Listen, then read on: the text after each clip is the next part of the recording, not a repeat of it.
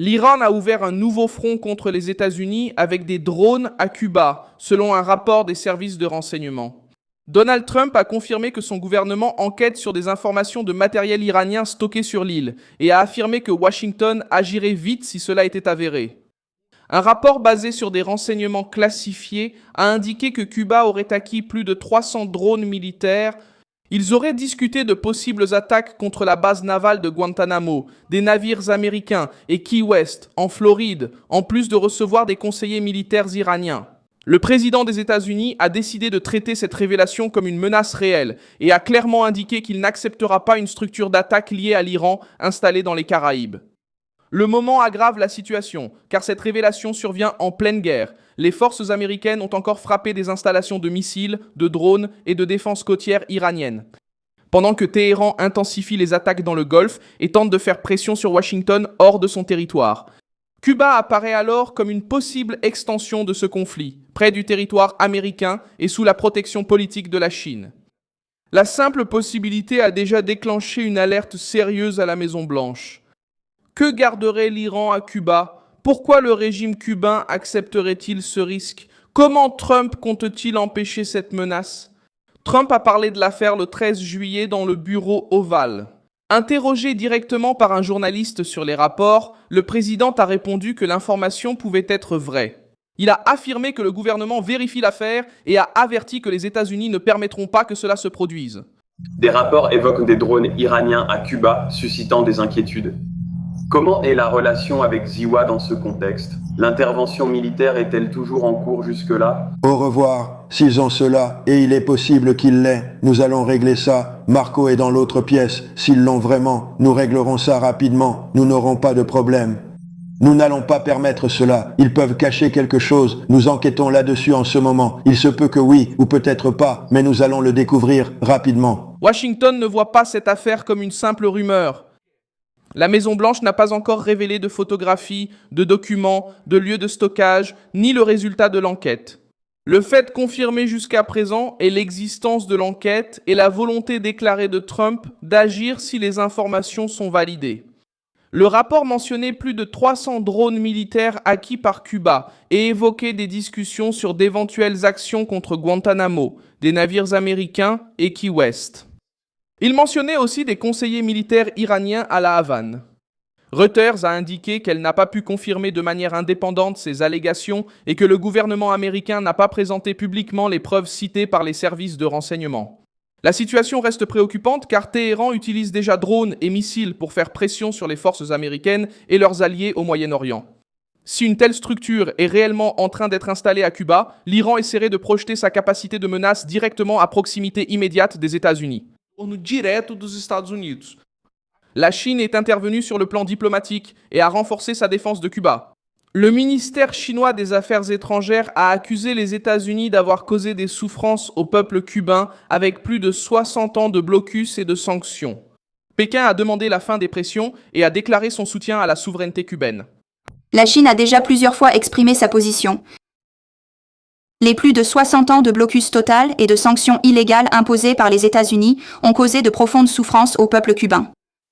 Récemment, les États-Unis ont de nouveau intensifié les mesures de blocus et de sanctions, portant gravement atteinte aux conditions de vie de base du peuple cubain et suscitant l'inquiétude de la communauté internationale.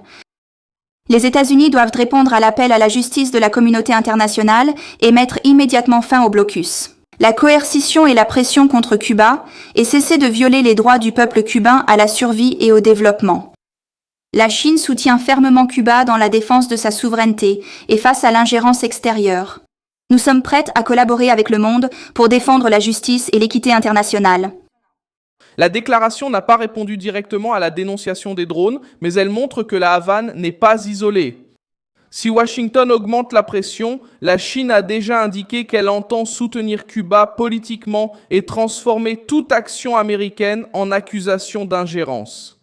Ce mouvement a du poids car le conflit n'implique pas seulement Cuba et l'Iran. Palmer Luckey, fondateur de l'entreprise de défense Anduril, a déclaré dans une interview que la Chine avait fourni à l'Iran des équipements de fabrication et un savoir-faire technique capable d'accélérer la production de missiles. Selon lui, 2 années supplémentaires de progrès donneraient à Téhéran un arsenal trop important pour être affronté sans un coût énorme. Lucky a résumé le risque en disant que l'Iran ne pouvait pas devenir une Corée du Nord dopée aux stéroïdes. La Chine a fourni à l'Iran des équipements et un savoir-faire technique de production. Cela a entraîné une hausse marquée de leur production de missiles balistiques qu'ils utilisaient depuis peu avec cette nouvelle structure. Si on les laissait continuer ainsi pendant 2 ans, leur arsenal deviendrait si vaste que nous ne pourrions jamais nous permettre d'agir. Ils construiraient des armes nucléaires et attaqueraient nos alliés sans que nous puissions réagir. C'est le cas de la Corée du Nord. La Corée du Nord a tant d'artillerie dans les collines qu'il est impossible d'agir contre eux, n'est-ce pas? Ils construisent des armes nucléaires. Il n'y a rien à faire parce qu'ils vont détruire Séoul avec des armes vieilles de 50 ans. Donc, je pense que l'argument le plus fort, c'est que nous ne pourrions pas laisser la situation de l'Iran se transformer en une Corée du Nord suralimentée. La crise à Cuba survient au même moment où la confrontation entre les États-Unis et l'Iran est de nouveau montée d'un cran dans le détroit d'Ormuz. Le Liban cherche aussi à limiter l'influence iranienne. Le président Joseph Aoun a un rendez-vous prévu avec Trump à la Maison-Blanche le 21 juillet lors du premier contact en personne entre les deux dirigeants. La réunion devrait porter sur l'accord soutenu par les États-Unis pour le retrait progressif des forces israéliennes du sud du Liban, le désarmement des groupes armés et l'élargissement de l'autorité du gouvernement libanais.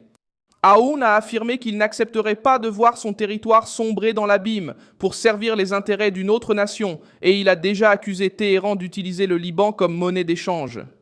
La déclaration vise directement le Hezbollah et le projet iranien de maintenir des forces armées en dehors du contrôle de l'État libanais. Des représentants du Liban et d'Israël ont repris les discussions à Rome le 14 juillet sous médiation américaine. Les négociations visent à mettre en place 2 zones pilotes dans le sud du Liban. Dans ces zones, le plan prévoit le retrait israélien, l'entrée de l'armée libanaise et le désarmement du Hezbollah. Le groupe rejette l'accord, mais le gouvernement d'Aoun souhaite reprendre le contrôle du territoire. La réunion à la Maison-Blanche pourrait accélérer ce processus et retirer à l'Iran un autre point de pression régional. Benjamin Netanyahou prépare également le voyage. Le Premier ministre israélien doit participer à la cérémonie en mémoire du sénateur Lindsey Graham et il compte rencontrer Trump. Ce sera le premier voyage officiel de Netanyahou dans la capitale américaine depuis le début de la guerre avec l'Iran. Graham est décédé le 12 juillet et il était un fervent défenseur de l'alliance entre les États-Unis et Israël, ainsi que d'une position ferme contre Téhéran. La présence de Netanyahou remet l'Iran au centre des discussions à la Maison-Blanche, désormais avec l'alerte de Cuba, ajoutée aux opérations dans le Golfe et aux négociations sur le Liban. Un autre épisode a accru la tension dans le détroit d'Ormuz le 14 juillet. Le vraquier Lune a subi une collision au nord de l'île de Kéchimi, s'est brisé en 2 et a coulé partiellement près de Bandar Abbas.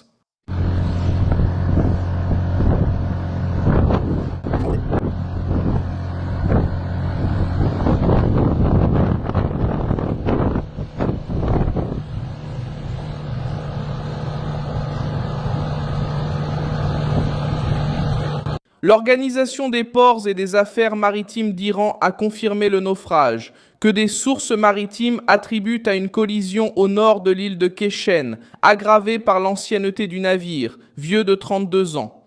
Des rumeurs sur une mine à la dérive ont vite circulé à cause de la situation régionale.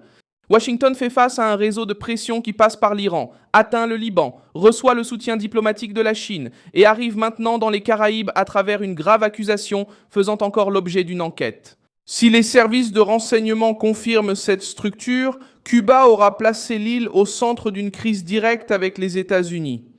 Précisément au moment où Téhéran fait face à des attaques contre sa capacité militaire et perd de l'influence politique auprès d'anciens alliés. Merci beaucoup d'avoir regardé cette vidéo jusqu'à la fin. Soutenez notre projet et contribuez financièrement via la clé Pix qui apparaît à l'écran. Nous sommes une chaîne indépendante, déterminée à vous informer en toute vérité. Votre contribution nous aide à continuer d'exister.